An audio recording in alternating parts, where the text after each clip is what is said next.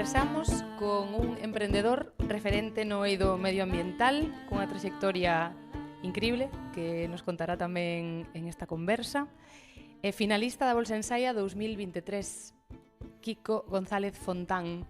Benvido. Bien hallado, Jordi, como decía o de saber y ganar. Sí? Sí. Eterno. Eterno Jordi Hurtado. Nada, o primeiro, moitísimas gracias aquí para falar. Como estás? Bueno, estou raro. Xusto falábamos antes Detrás de micro que xusto esta semana están pasando cousas difíciles en Galicia que me tocan profesionalmente, persoalmente, que non sei cal é profesional e cal é persoal xa co tema dos incendios. Entón, pois, bueno, estou raro, ese como estou. Falaba onte co meu irmán que non sempre se está ben, joder. Entón, pois, e menos mal. Non? Somos humanos. Somos humanos. Entón, bueno, importante. Pois estou pensando moito, a cabeza non para, agora non para por dous. E bueno, pois raro, que se lle vai facer? Son momentos, sí, antes duros, ¿no? Y comentábamos ahora, pues eso, unha mezcla de frustración, rabia, tristeza, ¿no? Despois nos metemos, si te parece, un pouquiño aquí. Claro, vale, claro. Vamos a poñer un pouco de contexto, pero sí que falamos ahora. É importante tamén, pues ter... Neste caso nos interesa moito saber tamén a túa opinión, a túa visión sobre isto. Dende logo. Dende a túa especialidade tamén, ¿no? Entonces, por suposto. Bueno, pues con esta rareza, pues vamos a facer a conversa, que sí. tamén vale. Dende logo. É o que hai, ¿no? É o que sí. Bueno, entonces, para poñer un pouco de contexto, contanos un pouco os inicios, ¿no? Porque, bueno, estive preparando entrevista e tamén por algunhas cousas que sei de Ensaia, viñécheste de Países Baixos para Galicia. Efectivamente. E contanos un pouco, entonces, por onde partiu esta paixón polo medioambiental, como iniciaches e por que voltaches? Cal foi a razón ou como foi o proceso? Ben, empezo pola segunda pregunta, por que voltei? Eu cando presentei o proxecto que presentei en Ensaia, que foi un tema de recuperación de soutos de castiñeiros abandonados para recuperar esa terra que hoxe está abandonada, pois eu estaba en Holanda. E bueno, cando presentei tiven, bueno, esas entrevistas, conversas con a xente de Ensaia, pois eu dándolle voltas á cabeza de, joder, estou falando dunha cousa dun territorio que hai que recuperar, eu estaba acabando o máster e foi como, vale, pero eu estou falando do territorio, da terra e tal, de Galicia, é un pouco incongruente que eu este en Holanda falando desto. Que máster era? Que estabas facendo en Holanda? Estaba facendo un máster en sustentabilidade na Universidade de Wageningen, ligado aos recursos naturais. É un pouco como extraer ou a provisión dos recursos naturais, forestais, agrícolas, minería, pode dar traballos dignos e cuidado do medio ambiente. Bueno, ben, entón eu creo que é moi o caso da nosa querida terra, que temos un valor incalculable. Ese foi, bueno, o xerme polo que eu volto. E cando empeza este amor por sector agroforestal, medioambiental, a terra, bueno, eu tiña, creo que con 14, 15, cando estás empezando a vislumbrar que queres facer e tal, eu tiña claro que quería ter impacto. Impacto, de feito, meu pai, como xuntábame con xente, a min gustaba moito a cooperación internacional, ONGs e tal, e intentou xuntarme con xente, pois de Cruz Vermella e tal, e despois, a medida que pasaron os anos, agora teño 28, vi que o impacto, a maior forma que eu teño de impactar é a través dos proxectos que están ligados á terra. Eu sempre digo que son un afortunado, nacín nunha familia son unha persoa super afortunada. Eu creo que esa fortuna que eu lle poida devolver a vida a xente a través do territorio, da terra, dos recursos naturais, Bueno, porque vexo que estou devolvendo esa fortuna de alguna forma. bonito. Sí, bueno, tamén penso bastante nesta narrativa de, bueno, por que estás facendo isto? E, bueno, vexo na terra como o motivo polo que loitar, nunca mellor dito. Qué bonito, o sea, me parece bonito esta como o que recibo o devolvo, ¿no? De alguna forma, Sí. e tamén con esta parte do que nos dá, o sea, a natureza final, a terra é o sí. que todos compartimos de alguna Ujú. forma, da igual de quen veñamos sendo, digamos, ¿no? Sí, E entonces é algo común que nos atravesa a todos, ¿no? totalmente de acordo. É transversal. Total. A terra é transversal. Bueno, está aí. Podes aproximarte a ela. Eu creo que é bondadosa. E tamén fiera, como nas últimas semanas.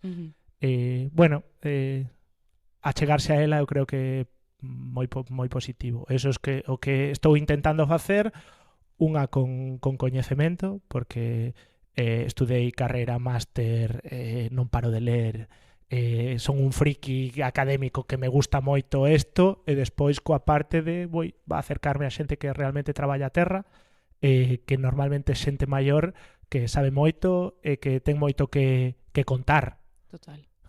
En que estás agora? Entonces, contanos un Bueno, pouco agora cal é estou... o momento Sí, agora estou profesional. nun período de transición. Eu cando finalicei o máster, entrei nunha empresa de xestión forestal que se chama Medlam.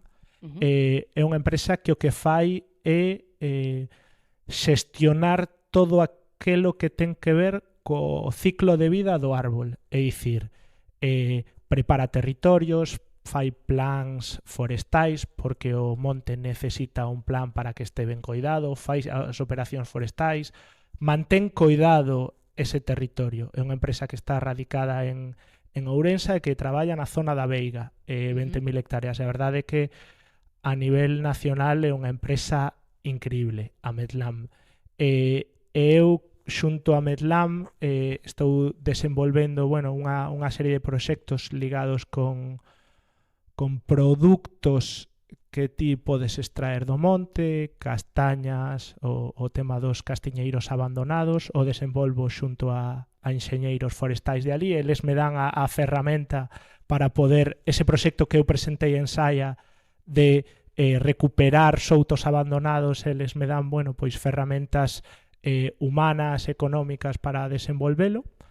E agora mesmo estou nun período de transición porque este proxecto, por así decirlo, presentamos unha axuda europea para que nos den unha financiación. Ainda estamos esperando o galla saia, pero está aí. E aparte, bueno, pois estou buscando outros proxectos a nivel natural, sempre traballando e sempre, bueno, pois movéndome para ver que xorde. Pero este proxecto de recuperación dun souto, encontramos unha agrupación de propietarios e o presentamos para un proxecto europeo, o Galla Saia.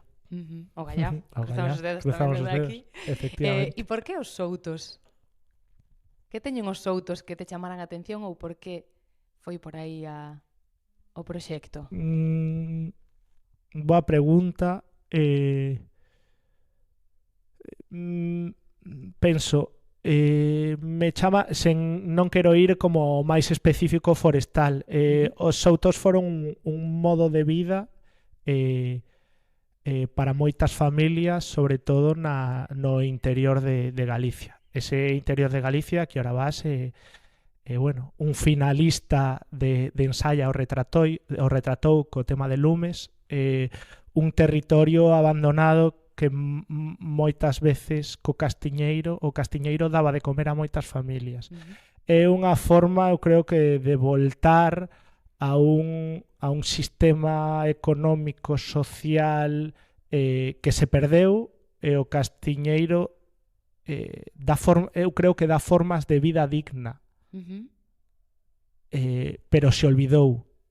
Entón é aí un pouco o tema da castaña, como a recuperación da castaña, a recuperación dos castiñeiros, que se ti fas os números, aparte de que eu creo que un traballo ao lado de un castiñeiro é un traballo superdigno, estou convencido que un castiñeiro dá de comer agora mesmo a moita xente. O que pasa, se o recuperas e o tratas ben. O que pasa que, bueno, por a globalización, por o noso sistema de vida, pois olvidouse un pouco. E esa recuperación do souto eu focaliceime en esa. Porque te escoitei tamén decir en algunha entrevista as gañas de dinamizar e recuperar vida. Sí. Totalmente. Vida en moitos sentidos, entendo, non? Totalmente, sí. Ao fin e al cabo, eu no en Ensaya, como eu veía artistas, moita música, xente orfebrería, bueno, xente que crea vida ou que ten a parte creativa da vida. Eu creo que esa vida que se creou foi porque os nosos avós, os nosos bisavós, unha vez traballaron a terra. Ese traballo da terra deunos a gran fortuna que hoxe nós creemos unha canción ou fagamos un podcast.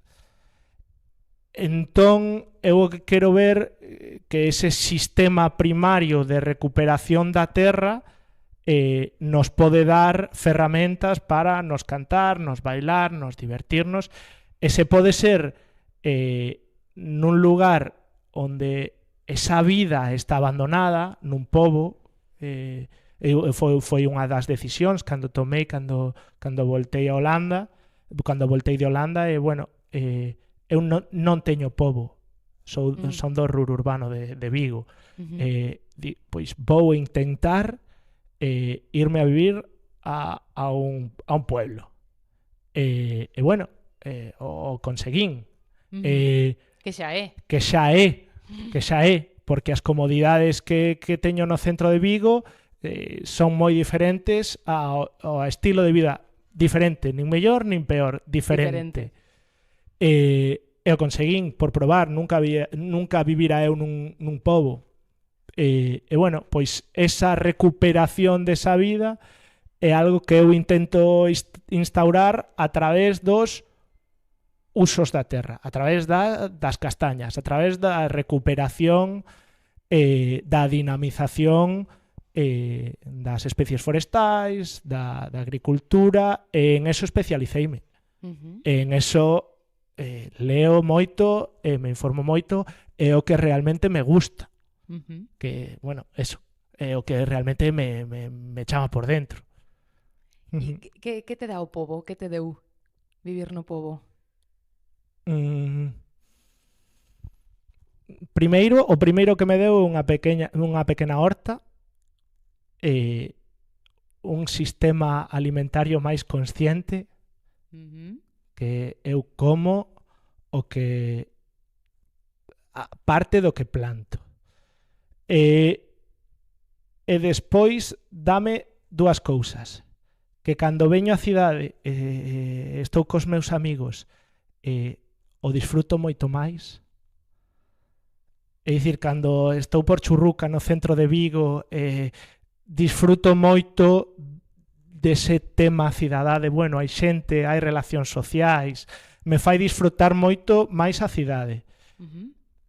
E despois é que encontrei un pueblo, Barcia se chama, ao lado de Ribadavia, carretera bella entre Ribadavia e Cañiza, que a nivel natural é unha pasada. E bueno, teletraballar a 1:30 da tarde, facer algo e ir a bañarte unha poza mentras comes a 5 minutos da túa casa andando, e despois voltar a traballar, e pola tarde dar un paseo, ver o monte, pensar un pouco.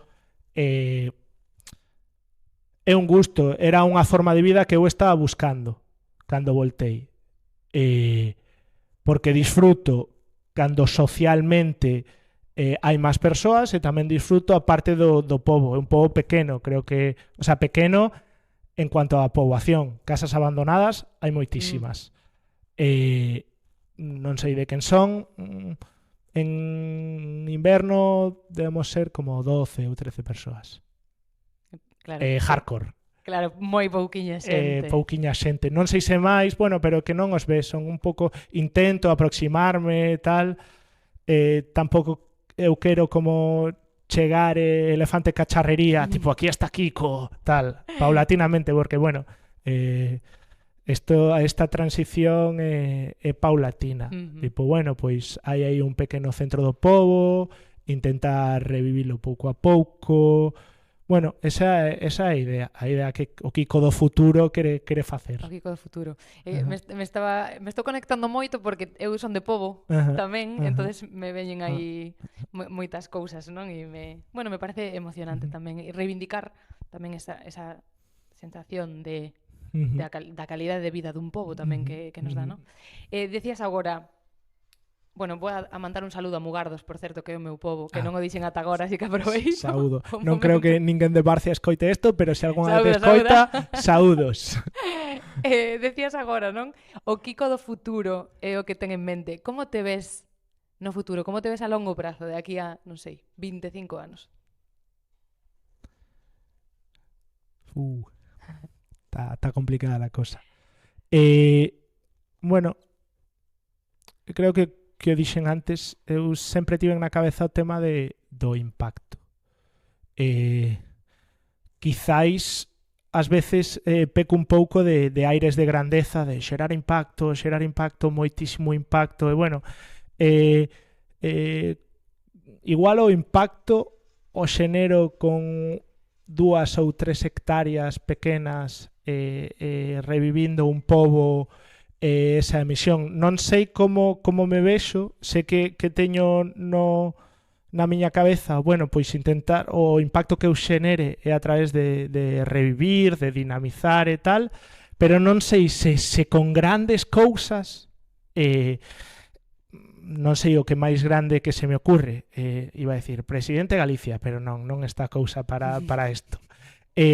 Ou impacto xenerado no micro, nun pobo, impactando a 2 ou 3 persoas, facendo que a xente coma máis local. Bueno, ás veces me levanto co pé de grandísimas cousas. Kiko, vas a ser o CEO de X. Vas a cambiar o mundo. E despois, ás veces, me levanto co pé de pero cambiar o mundo está en cambiar un entorno pequeniño, e facelo o local, e influir na túa familia.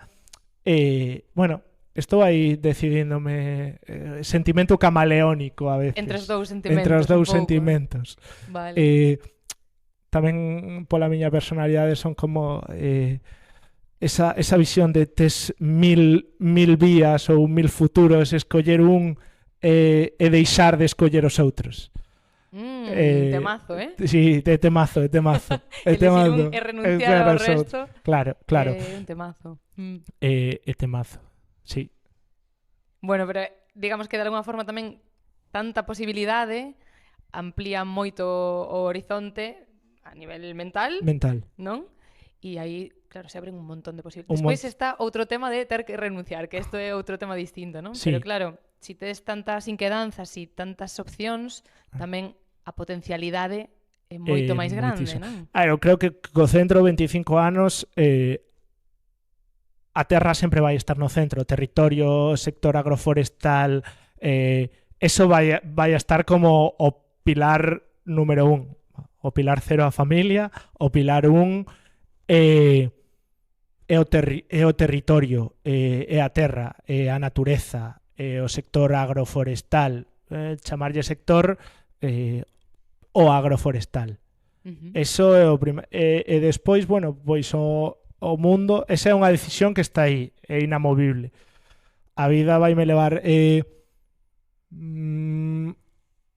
hai 2 anos ou hai eu non pensaba que ia estar onde estou agora. Pensar a 25 anos, tal como ven o mundo, hoxe ven unha catástrofe que Deus non queira, 25 anos son nada. Xa.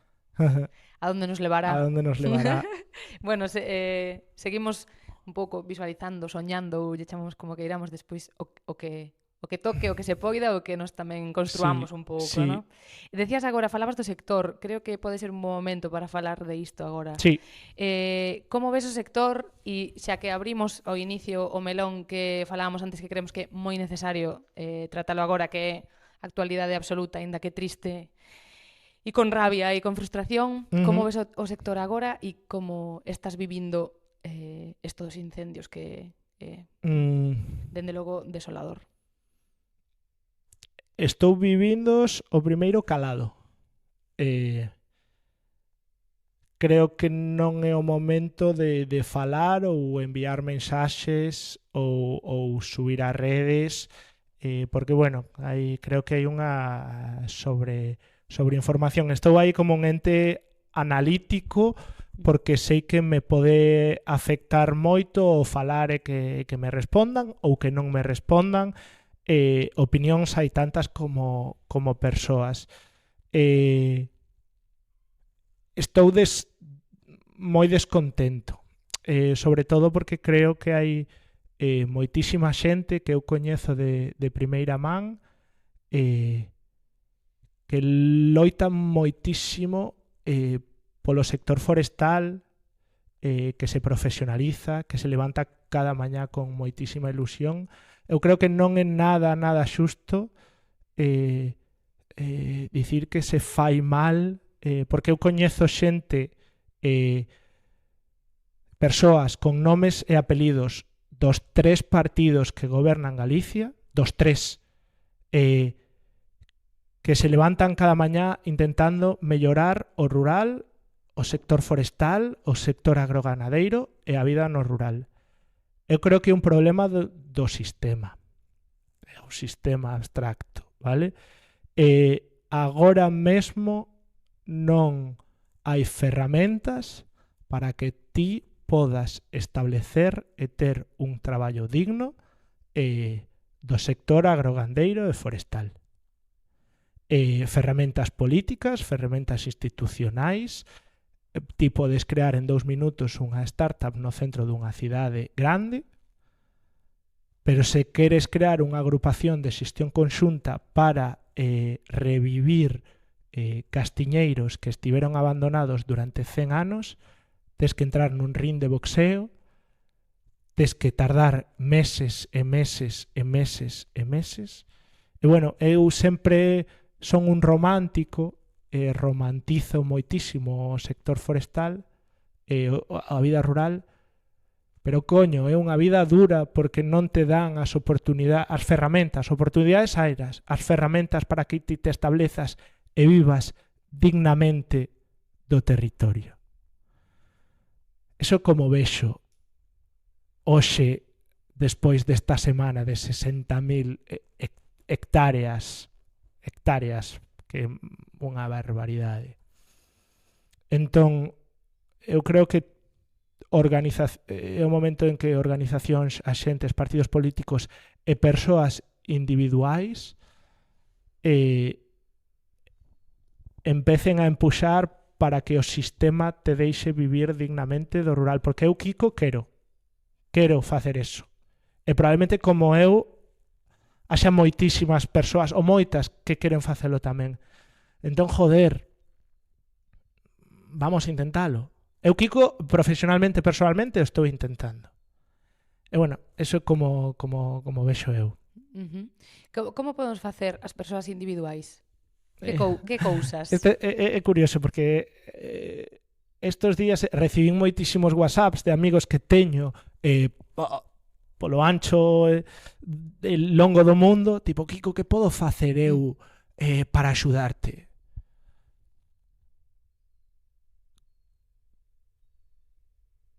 Compra consciente. Sobre todo a nivel alimentario. Se estás moi fora do sector forestal, do sector agrícola, traballas de camareiro, traballas nunha consultora e intenta comprar local e comprar consciente.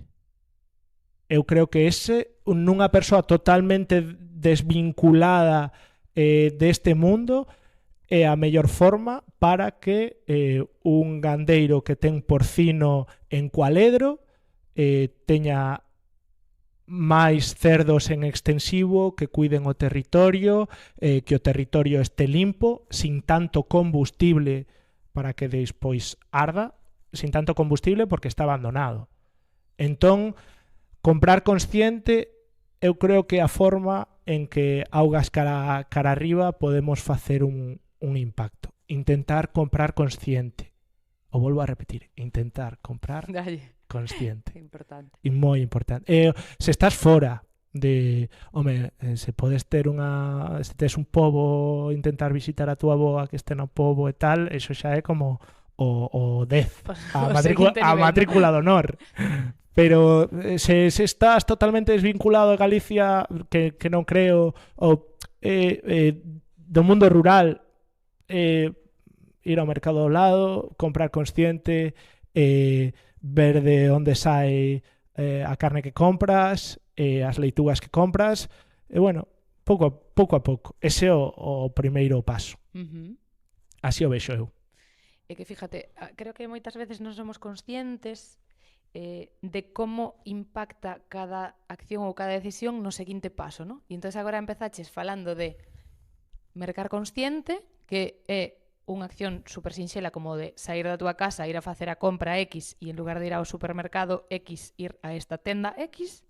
Sí. E eso derivou en o gandeiro que está nese pobo, que ten porcino, e esos animais que están por aí que ao final fan como tamén o cuidado desa terra que despois permite que eso non arda. Entonces, dende que microdecisión pode impactar despois a esos niveis. Me parece potente isto. É super potente, é a forma, é dicir, creo que non somos conscientes ou dende os anos 70 ata 2005, pois non éramos conscientes do noso consumo a nivel diario. Agora, pois creo que estamos sendo un pouquiño máis conscientes de que o que compramos ten unha acción, repercute en que, neste caso, sendo directos, en que o monte este moito máis descuidado, abandonado. Sí, eso. Abandonado. E no monte, eu estou pensando, non, que a mí me flipa o senderismo. Ben, podo facer algo eu cando vou de ruta para coidalo, obviamente non tirar lixo, ser respetuosa co que hai. Non sei se hai algo tamén moi sinxelo que podemos facer que digas, mira, se me ocurre isto e... Non, ao fin e ao cabo, cando ti faz senderismo, eu tamén son unha persoa que enchúfame a mochila e tiro por aí, a lo ermitaño, de tirar por aí con a miña mochila. Cando ti faz senderismo, estás sendo consciente do que te rodea. E de feito, cando faz senderismo por unha zona máis rural, estás creando economía local porque compras un bocata ali, ao final do senderismo, despois de 10 kilómetros, vas ao bar do pobo, estás creando unha pequena economía que tamén sirve. É vivir de cara, non só é facer o senderismo, senón é o que facemos. As accións que ti indirectamente faz cando vas a Penatrevinca, ardido hai unha semana, vas estás creando unha pequena economía co guía de montaña de ali, estás creando unha pequena forma de vivir dignamente do rural, que o único que eu busco o meu traballo é axudar ou facer ver que do rural e do forestal se pode vivir dignamente. Eu, dende a parte máis asesoría económica, agora medioambiental, controlo, pues todo o tema dos servicios ecosistémicos, do carbono, da biodiversidade, pero é axudar a que do rural e do sector forestal se pode vivir. E crear economías locais no tema dos senderismos é unha das... é unha forma máis. Agora que estabas comentando isto, cal é o teu servizo? Quen te contrata? Quen é o teu cliente? Neste caso, eu fun a a caer dentro da industria do sector forestal a Medlam. A Medlam foi quen me contratou como xestor forestal moi grande. Agora mesmo eu estou nun período de transición porque, bueno, o que dixen, romantizo moito o sector forestal,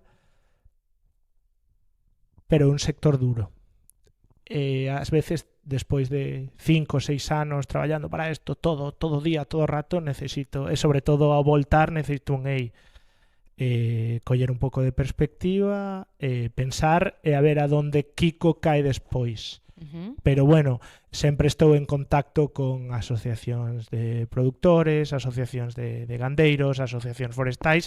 É un tema que eu estou sempre con eles contan conmigo, eu conto con eles, bueno, pois a nivel asesoría, a nivel tomar cafés, a nivel... Vale, con iso, non? Entón Sí. estaba pensando, si eu estou escoitando esta entrevista e quero facer algo contigo, colaborar, contratarte ou o que sexa, como fago? E en que sentido poderíamos traballar xuntos, non? A ver, neste caso é que o sector, o mundo agroforestal é moi amplio, pero no caso de Kiko González, eu especializado na parte de produtos e servizos que se poden traer do monte, como estructura unha cadea de valor de unha carne en extensivo, como estructura unha cadea de valor de a castaña dun souto que está abandonado, como estructurar a cadea de valor dunha mel dunha persoa que está nas montañas que quere saber de apicultura.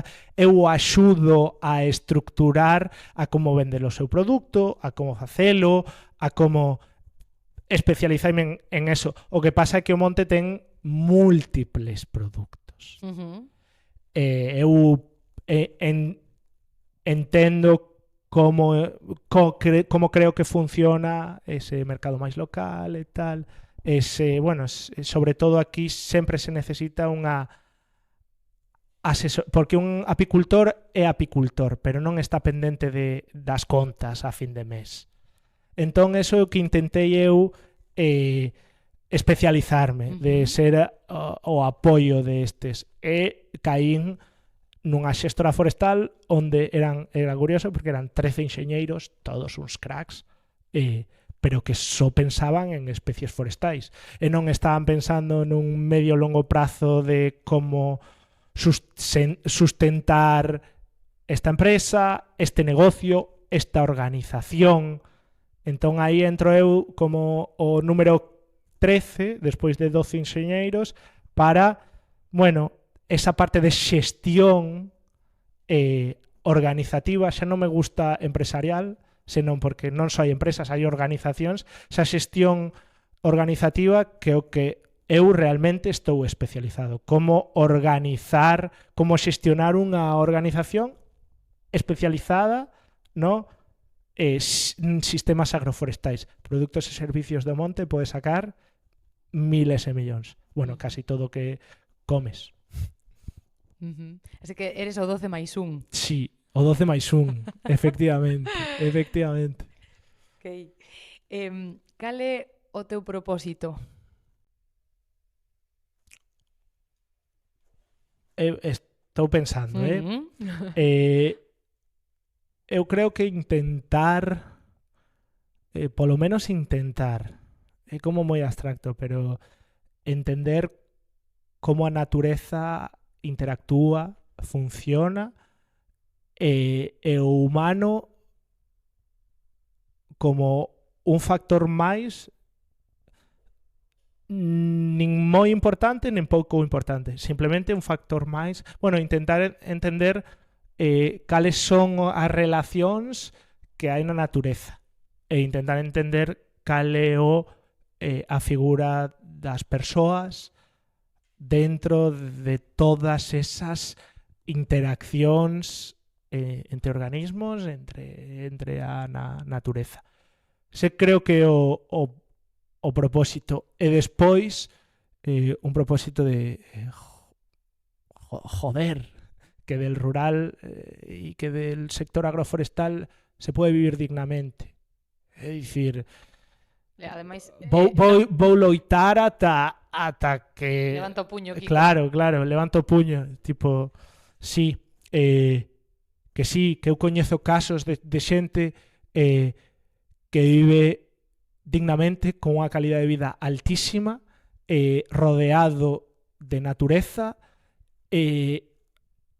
non traballando diante dun ordenador todo o rato, que está moi ben, está perfecto. Son outras formas de entender o traballo e viven de la hostia. Non sei se nun podcast se pode decir de la hostia, Se pode. pero viven moi ben.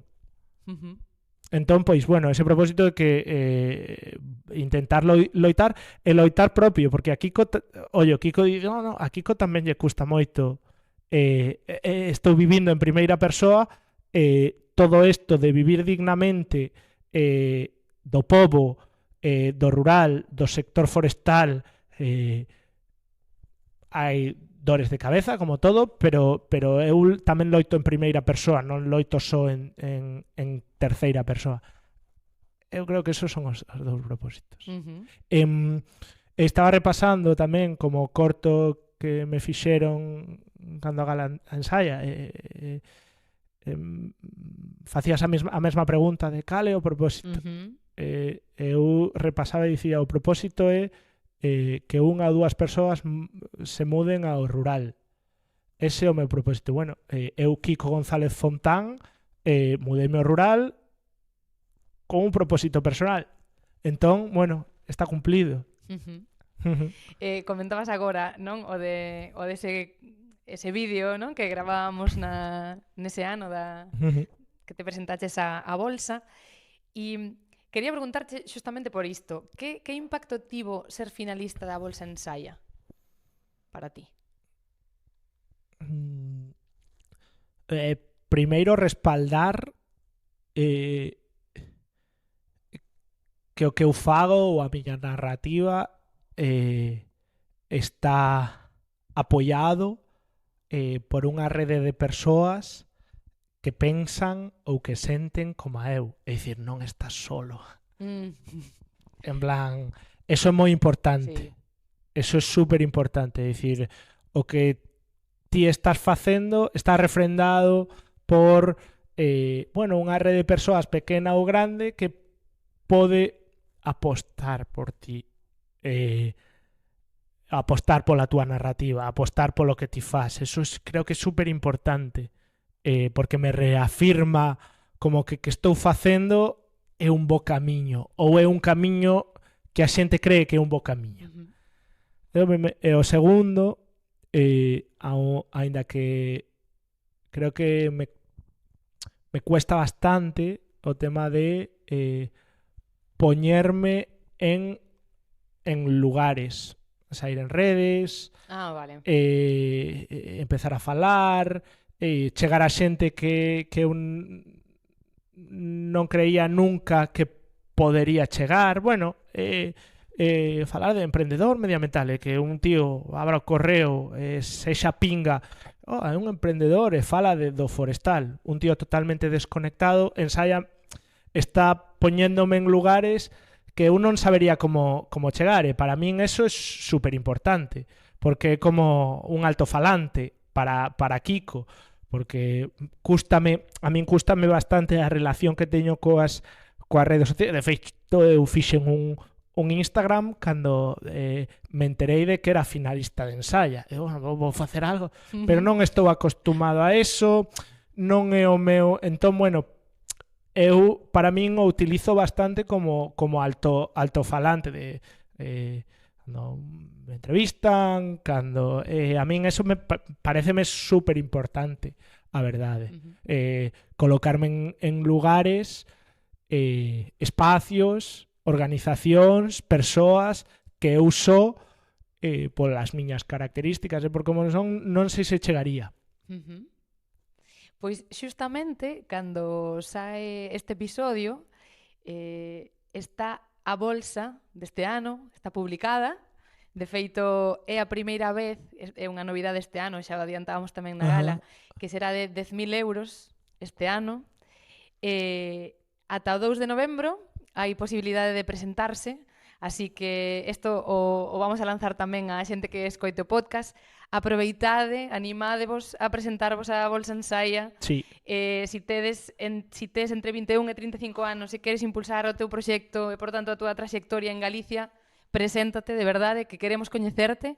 Ou se coñeces a alguén e non eres ti, compártelle a información. E Kiko, por que deberían de presentarse á Bolsa? Non, eu vou pola parte de se non eres artista, estás noutro eido, nun máis emprendedor, tal, preséntate, Preséntate porque tes cabida na parte máis social, impacto positivo, preséntate. Porque, bueno, sobre todo a nivel persoal, porque te fai replantear moitas cousas se realmente apostan ou non apostan. O tema de enviar unha carta, reflexionar sobre ti, sobre o que fas, onde estás, a posición que tes, é unha autoaxuda tamén.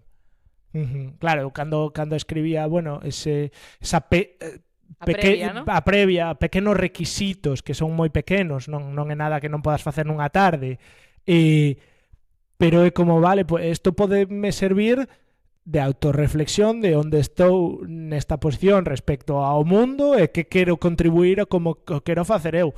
Eu creo que nunha tarde eso é super necesario tamén, de autorreflexión, de sí. a Bolsa Ensaia axúdate a reflexionar sobre ti ¿no? tamén.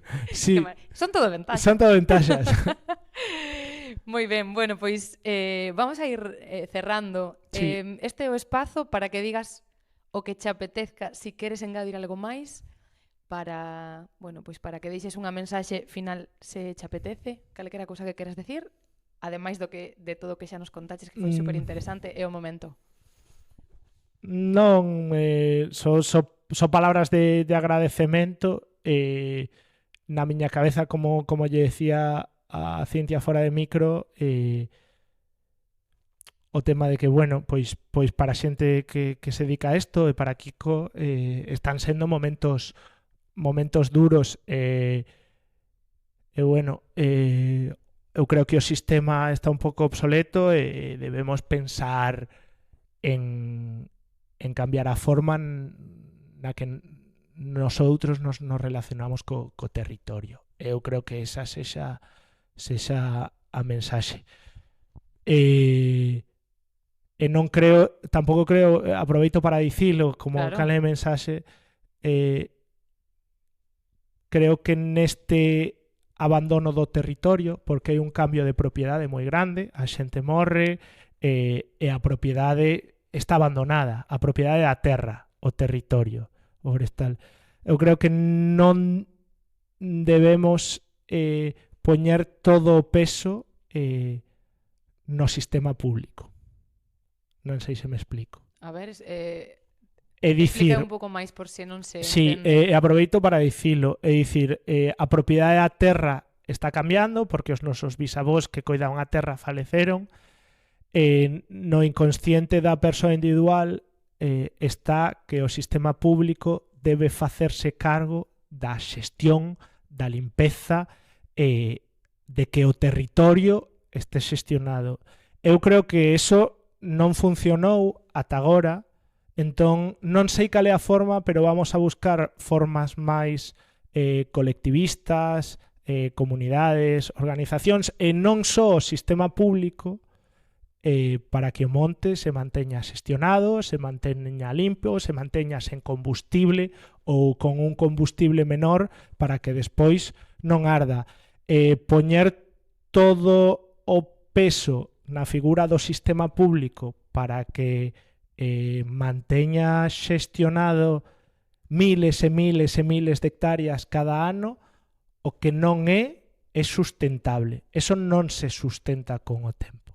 Entón, pois, se queremos que xestión a medio e longo plazo e que os nosos fillos teñan o mesmo dereito a ter montes limpos con especies forestais X que queremos que estean nos montes, non podemos poñer o foco o sistema público debe ser. Esta é a opinión de Kiko González Fontán, Quen quera toma un café e explico. Entón, debemos buscar outros modelos, porque manter un bosque limpo xestionado con as operacións forestais, unha hectárea custa moito traballo e moito tiñeiro. Entón, non podemos botar a culpa e dicir que isto é culpa do sistema público externalizado. É culpa de todos, de Kiko, de todo o mundo, e non só do sistema público. Isto quería dicilo porque senón revento. Pois dito está. Dito está, aí queda, pa. Aquí queda.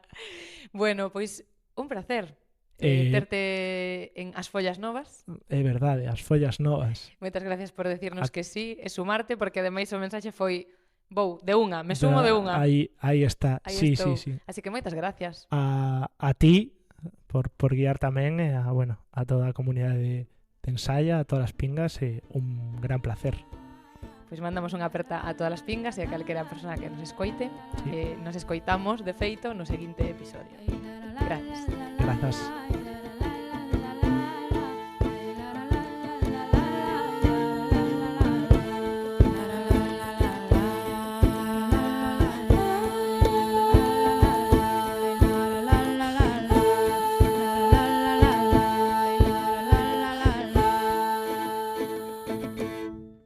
Ensaya, unha comunidade que traballa para impactar na seguinte xeración.